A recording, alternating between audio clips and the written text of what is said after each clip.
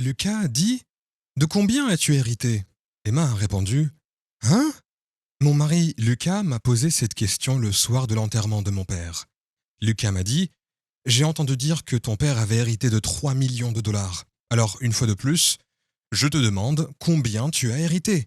J'ai eu un mauvais pressentiment lorsqu'il m'a posé cette question, alors que je me remettais encore de mon chagrin. Alors, j'ai menti. Emma m'a répondu que c'était zéro. Je n'hérite de rien. Il semble que ce soit ma sœur et ma mère qui aient reçu l'héritage. En entendant cela, Lucas eut un grand sourire. Lucas dit « Ah, je le savais. Tes parents nous disent que tu es incompétent et qu'ils ne t'aiment pas du tout. Je suis content que mon intuition ait été la bonne. » Emma s'est exclamée « Quoi ?» Lucas a ensuite dit « Je veux divorcer. Je ne peux pas supporter que tu sois pauvre maintenant. J'ai déjà décidé qui j'allais épouser à nouveau. Alors je veux que tu sortes de ma vie maintenant. » Lucas m'a ensuite fait signer les papiers du divorce. Mon mari et sa famille se sont moqués de moi parce que j'étais malheureuse. Mais malheureusement, ils ont tous tort. Les gens ne comprendront jamais à quel point j'étais heureuse quand Lucas m'a trahi. Je m'appelle Emma, ma famille est composée de 4 personnes. Et j'ai une petite sœur qui s'appelle Maya. Mais Maya et moi ne nous sommes jamais bien entendus depuis notre plus jeune âge. Ma mère, Camille, prenait toujours le parti de Maya et la défendait dès qu'elle en avait l'occasion. Ce qui me faisait me sentir très seul, même si j'ai fini par m'y habituer. Mon père, Louis, qui était le seul à être de mon côté et à pouvoir m'aider, était toujours occupé par son travail et passait rarement du temps à la maison. Même si j'étais toujours à la maison, j'ai été tourmenté par la solitude pendant mon enfance. Ma vie à la maison n'a jamais changé. Même lorsque je suis devenu adulte, je n'ai pas été autorisé à aller à l'université en raison des frais de scolarité. Mais après avoir trouvé un emploi, j'ai appris que Maya allait s'inscrire dans un collège privé. Camille a dit « Maya est très intelligente et ce serait un gâchis de ne pas la laisser aller à l'université. » Emma, tu n'es pas du tout vive ou intelligente.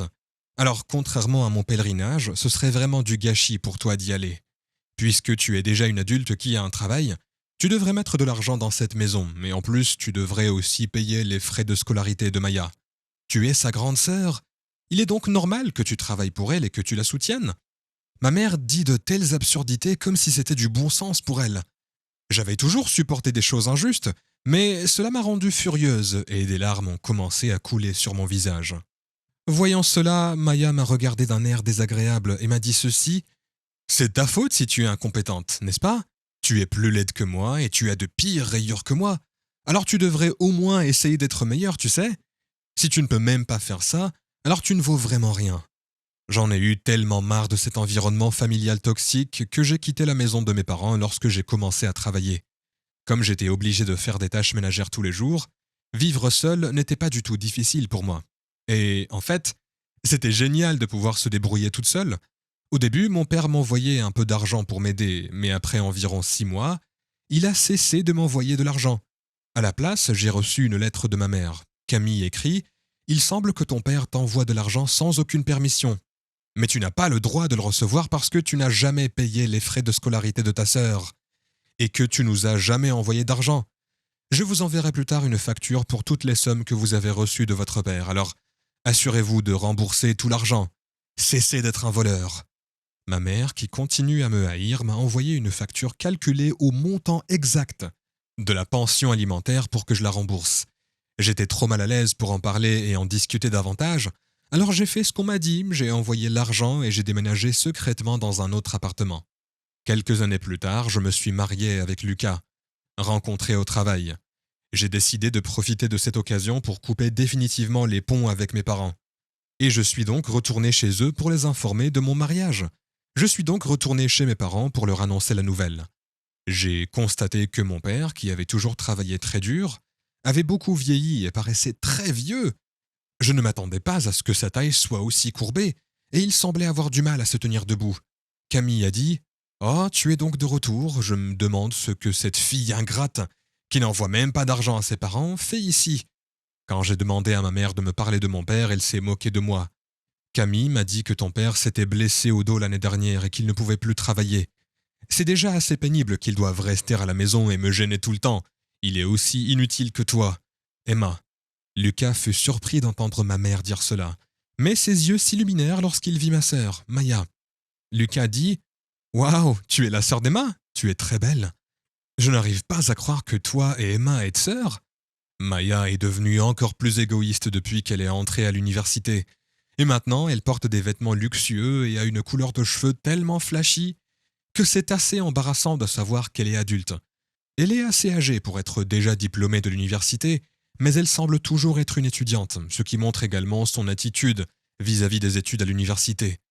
Maya demande: Est-ce que c'est ton mari, Emma? Eh bien, il est beau, cool et séduisant. Il ne te correspond pas du tout, Emma, et je me sens vraiment désolé pour toi, Lucas. Ma sœur parlait intentionnellement et gentiment à Lucas et établissait un contact corporel avec lui d'une manière que je pouvais voir. Je n'ai pas aimé ça non plus, mais c'était encore plus douloureux de voir Lucas avoir l'air si heureux et excité d'être traité de la sorte par Maya. Emma a dit: De toute façon, je n'ai pas l'intention de rester longtemps ici. Je vais me marier avec Lucas, je vais couper les ponts avec vous tous. Camille réplique: Eh bien, si tu veux me couper les vivres, tu peux le faire quand j'aurai fini de m'occuper de ton père. Ma mère a dit cela d'une manière lassante, en mangeant sans goûter. Je dois m'occuper de lui, mais je n'ai pas du tout envie de le faire, et je ne veux pas non plus que Maya subisse ce genre de difficultés. C'est sa vie d'étudiante, après tout, et ce serait dommage de lui faire passer tout son temps sur une question aussi triviale et ennuyeuse, n'est-ce pas? Tu devrais donc être responsable et t'occuper de ton père, Emma. Toi et ton père êtes tous les deux incompétents. Vous vous entendriez donc très bien tous les deux.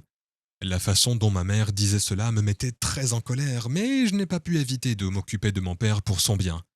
À partir de ce jour, j'ai dû me rendre fréquemment chez mes parents pour m'occuper de mon père. Après avoir commencé à m'occuper de mon père, j'ai réalisé que ni ma mère ni ma sœur ne travaillaient. Maya n'a pas d'emploi à temps partiel et ma mère est toujours restée à la maison depuis que mon père s'est effondré. Pourtant, elles ont toutes les deux tendance à manger au restaurant et à faire du shopping. À ma grande surprise, elles ont pris le livret de banque de mon père sans sa permission et ont dépensé leurs économies comme s'il s'agissait d'une chose normale. Mon père était au courant, mais il n'a rien dit. Emma m'a dit: Papa, ils vont continuer à faire ça si on ne fait rien, tu sais. Si tu étais au courant, pourquoi ne me l'as-tu pas dit tout de suite? Louis a répondu que même si je te le disais, Emma, ils ne penseraient jamais qu'ils ont fait quelque chose de mal et qu'ils s'en excuseraient. Je ne voulais donc pas que ce soit un fardeau pour toi. Je t'ai déjà fait subir tellement de choses.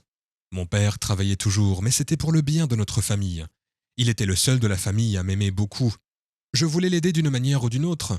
Alors que je réfléchissais à un moyen de le faire, j'ai reçu un appel de l'hôpital où mon père avait été transporté depuis qu'il s'était effondré. Avant de me rendre à l'hôpital, je me suis dépêché d'aller chez mes parents. Ma mère et ma sœur regardaient la télévision, l'air non inquiet. Emma dit: L'hôpital m'a appelé. Père s'est effondré, n'est-ce pas?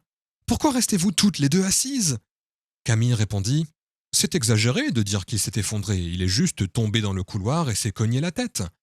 L'ambulance l'a emmené à l'hôpital, je vous laisse faire le reste. Emma répondit: Il faut qu'on aille à l'hôpital, je m'inquiète pour mon père. Camille dit: Tais-toi! S'il ne s'en sort pas, c'est l'assurance qui paiera, qu'est-ce qui te rend si émotive? Ma mère s'est contentée de dire cela et a reporté son regard sur la télévision. Dégoûté, je les ai quittés et je me suis dirigé vers l'hôpital. À l'hôpital, mon père était allongé dans un lit, branché à plusieurs tubes. Et il était à peine conscient. Alors qu'il perdait connaissance, mon père m'a remarqué et a laissé échapper une faible voix. Louis a dit: Je suis désolé d'avoir été si soudain. Je suis sûr que je suis juste puni. J'ai été un mauvais père parce que je n'ai pas pu te protéger de notre famille. Sur ces derniers mots, mon père ferma les yeux. Emma répondit: Je m'en fiche, papa. Je t'aime, alors s'il te plaît, guéris vite, d'accord? J'ai désespérément tenu la main de mon père à son chevet. Mais il ne l'a plus jamais retenu. Une semaine plus tard, j'ai reçu un appel d'un avocat qui avait le testament de mon père. Il m'a dit que le testament contenait des informations sur l'héritage de mon père. L'avocat m'a dit que, selon le testament, vous, Emma, deviez hériter de 3 millions de dollars. Emma a dit: 3 millions de dollars? Je n'arrivais pas à croire ce que j'entendais. En fait, il semblait que mon père avait caché un autre livret bancaire que le livret d'épargne que ma mère m'avait pris, dans lequel 3 millions de dollars étaient gardés. Il a également écrit une note disant qu'il n'en parlerait à aucun autre membre de la famille. Je suppose que c'était sa façon à lui de prendre soin de moi. Après avoir hérité de l'argent, j'ai de nouveau été touché par la gentillesse de mon père. Ensuite, j'ai dû retourner chez mes parents pour récupérer le livret de banque caché. Ma mère et ma sœur m'attendaient à la porte d'entrée, debout comme si elles étaient les reines de la maison. Camille m'a dit « Qu'est-ce que tu fais ici? Vous êtes venu chercher des choses parce que Louis est mort? C'est ignoble !» Maya a ajouté que tout ce qui se trouvait dans la maison était mon héritage et celui de mes mères. La maison, la voiture, tout. Alors ne viens pas ici comme une voleuse. Je ne pourrai jamais parler de mon héritage avec ces gens, qui n'essaieraient même pas de m'écouter. Emma répondit « Attends un peu, je suis juste ici pour récupérer les souvenirs de mon père. D'ailleurs, ne devrais-je pas hériter au moins d'une petite part ?» Ma mère sortit alors un document et me le montra. C'était un autre testament. Le testament disait que ma mère et ma sœur hériteraient de tous les biens de mon père. Il était écrit, mais l'écriture était clairement celle de ma sœur. J'avais du mal à croire qu'il s'agissait de l'écriture de mon père, qui avait une écriture unique et distincte. Je ne pouvais pas vraiment lire la lettre car Maya n'avait pas une très bonne écriture. Emma a demandé « Est-ce que tu essaies de dire que c'est la volonté de mon père ?» Camille a répondu « Tes pensées n'auront pas d'importance parce que c'est la volonté. J'ai déjà donné tous les détails à tous nos parents et tous les voisins sont au courant. Il est impossible d'accuser qui que ce soit maintenant. Ma mère ne m'a même pas laissé faire un pas dans la maison, sachant que je savais qu'il s'agissait d'un faux testament. Lorsque j'ai abandonné et que je suis rentré chez moi ce jour-là, Lucas m'attendait à la maison. Lucas m'a demandé « Tu étais chez tes parents ?»« Si tu me l'avais dit, j'y serais allé avec toi aussi. Quelle honte !» Je voulais voir Maya. Emma répondit « Pourquoi es-tu si inquiet et quel est le rapport avec toi, Lucas ? Je suis allé là-bas pour recevoir l'héritage de mon père, mais ils m'ont tous les deux mis à la porte. » Lucas dit alors « Waouh ! Combien avez-vous tous hérité de votre père ?» Emma répondit « Je ne sais pas combien c'est au total, mais la maison, le terrain et tout le reste étaient à son nom. Donc le montant total doit être assez important. » Lucas répond « Je vois. Alors quelle est ta part d'héritage, Emma ?» Emma répondit que c'est… Après avoir dit cela, je fermai la bouche. Je ne devrais pas lui dire la vérité ici. Mon instinct me l'a dit. Emma a alors dit « Il n'y a pas d'héritage pour moi, il sera partagé entre ma mère et ma sœur. » En entendant cela, Lucas a soudain sorti les papiers du divorce de sa chambre et me les a présentés. Lucas a dit « Je le savais que tu n'hériterais de rien. Tu es vraiment aidé par cette famille. Eh bien, avec une sœur aussi parfaite, ce n'est pas étonnant, hein ? Mais hériter de rien, je veux dire, à quel point il te déteste ? Je veux divorcer maintenant parce qu'il n'y a rien pour moi si nous restons ensemble. En fait, j'ai beaucoup parlé à ta sœur Maya ces derniers temps. Et pour être honnête, tu es juste sur mon chemin. » Lucas avait déjà signé sa partie des papiers du divorce, alors bien sûr, j'ai signé les papiers tout de suite.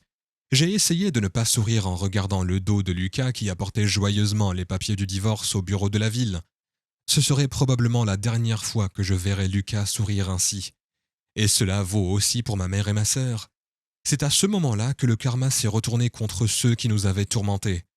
Mon père et moi pendant toutes ces années. Plus tard dans la journée, j'ai consulté l'avocat qui s'était occupé du testament de mon père et je lui ai demandé de m'accompagner chez mes parents.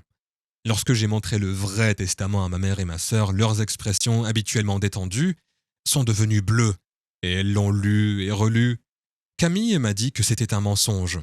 J'ai un testament ici qui stipule bien que seuls Maya et moi hériterons. L'avocat a répondu « Alors faisons une analyse de l'écriture. Si vous dites que le faux testament a été fait intentionnellement, alors vous serez accusé de fraude. Cela vous convient-il » Lorsque l'avocat a dit cela, ma mère n'a pas su quoi répondre. L'avocat a dit « J'ai aussi entendu Louis parler de beaucoup d'autres choses. J'ai entendu dire que même lorsque sa tante s'est détériorée, vous l'avez abandonné.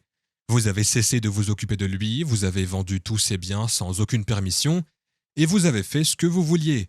Et Maya a été accro aux jeux d'argent et aux jeux de hasard, remboursant toutes les dettes qu'elle avait contractées, en puisant dans son compte bancaire personnel sans aucune permission.